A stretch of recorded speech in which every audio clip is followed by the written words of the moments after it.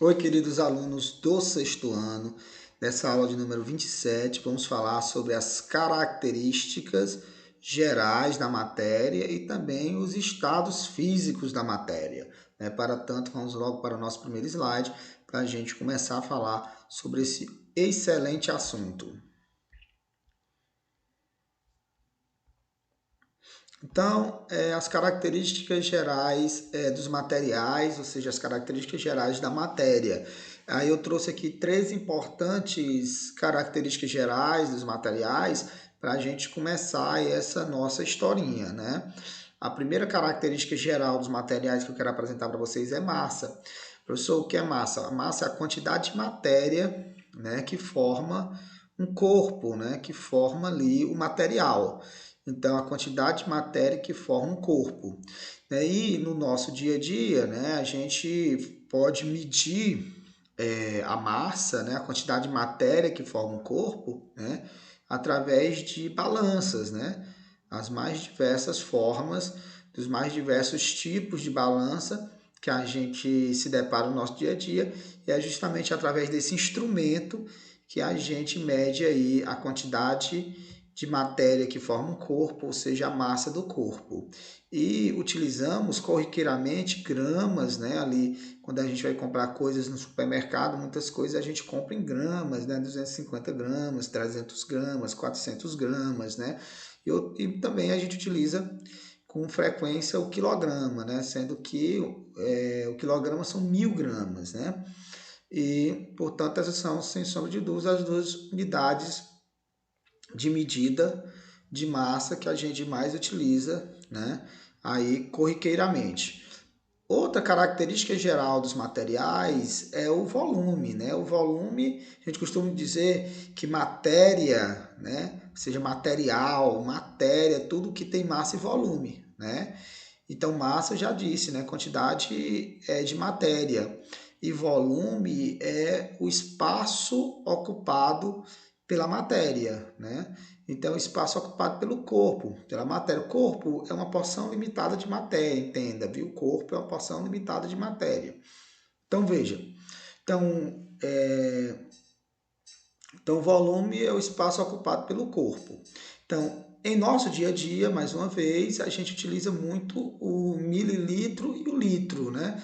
O mililitro, que é a mesma coisa de centímetro cúbico, e o litro, que é a mesma coisa de decímetro cúbico, né? Então, sem sombra de dúvidas, ali o refrigerante, 600 ml, ou seja, 600 mililitros, né? Então, a gente utiliza muito isso. Um refrigerante de 250 ml, né, 250 mililitros, e também a gente utiliza litro, um refrigerante de 1 litro, um refrigerante de 2 litros, um exemplo, que eu estou dando um exemplo muito saudável, né?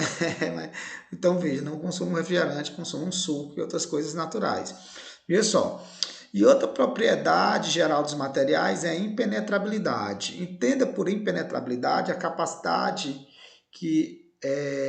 ou seja, dois corpos, melhor dizendo, não ocuparem o mesmo lugar no espaço simultaneamente. Então, dois corpos não ocupam o mesmo lugar no espaço simultaneamente, ao mesmo tempo, é isso que eu chamo de impenetrabilidade. Não tem como dois corpos simultaneamente estarem no mesmo lugar, no mesmo locus, no espaço.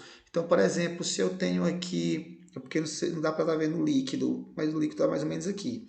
Tem um líquido, eu coloco a pedra dentro do líquido, então o volume do líquido aumenta, porque onde a pedra está, o líquido não vai estar. Onde a pedra está, joguei a pedra dentro do líquido, onde a pedra está, o líquido não vai estar. Por quê? Porque é uma coisa chamada de impenetrabilidade. Dois corpos não ocupam simultaneamente, ao mesmo tempo, portanto, o mesmo lugar no espaço, ok? Vamos para o próximo slide. Agora, nesse slide, eu quero falar dos estados físicos da matéria, né? Ou estados de agregação. Estados físicos da matéria ou estados de agregação. Nós temos três estados físicos da matéria: o estado sólido, o estado líquido e o estado gasoso. E cada um tem certas propriedades, né? Propriedades inerentes a cada um desses estados. Eu vou mostrar isso para vocês também. Então, veja, desculpe. O estado sólido se caracteriza por ter forma e volume definido. Ó, o estado sólido está aqui, né? Tem forma e volume definido. As coisas no estado sólido têm forma definida e volume definido, né? A forma é fixa, o volume é fixo, né? Eu não vou mudar a forma, não vou mudar o volume, né? E quais são as propriedades desse estado? É a maleabilidade, né? A maleabilidade é capacidade de moldar, né? Por exemplo, os metais são bastante maleáveis, né? Então, a capacidade de moldar. Então, o estado sólido tem essa maleabilidade. Pode ser moldado. Outra propriedade do estado sólido é a resistência. Resistência é a capacidade de, sobre o efeito de forças, não se deformar, né? Então, isso a gente chama de resistência. E elasticidade é a capacidade de, sobre o efeito de forças, se deformar, mas quando a força cessa, voltar à situação de origem, como por exemplo uma borracha, né? A gente estica a borracha e quando solta a borracha volta à situação de origem. É isso que a gente chama de elasticidade. O balão também, né? Ok? Estado líquido. Estado líquido se caracteriza por ter a forma variável, mas o volume é definido, né?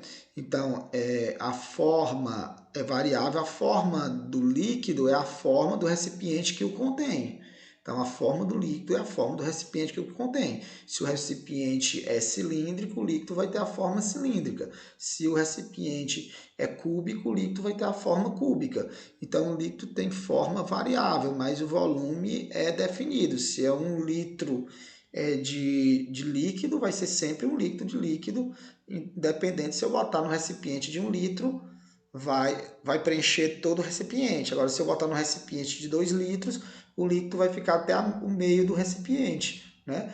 Então, independente do recipiente que eu coloco, se eu coloco no recipiente de 1 litro, no recipiente de 2 litros, no recipiente de 4 litros, o líquido sempre vai ser 1 litro daquilo, né? Mas a forma varia, que a forma é tal e qual a forma do recipiente que contém o líquido, ok? E o líquido também tem algumas propriedades, duas para ser preciso, né? Que é a volatilidade. A volatilidade é a capacidade que o líquido tem de passar para o estado de vapor, né? Tem líquidos muito voláteis, como por exemplo o álcool, né? Bem volátil. E a viscosidade é a resistência ao escoamento, né? Então, quanto mais viscoso o líquido for, mais resistente ele é ao escoamento.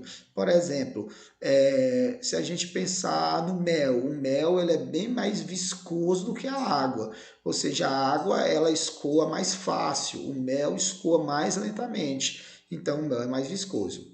E o estado gasoso varia tudo. O estado gasoso tem forma e volume variáveis, ou seja, a forma e o volume do gás é a forma e o volume do recipiente onde ele está contido. Então, se eu tenho um gás, um recipiente de 1 litro, o volume do gás vai ser 1 litro e o formato do gás vai ser o formato do recipiente.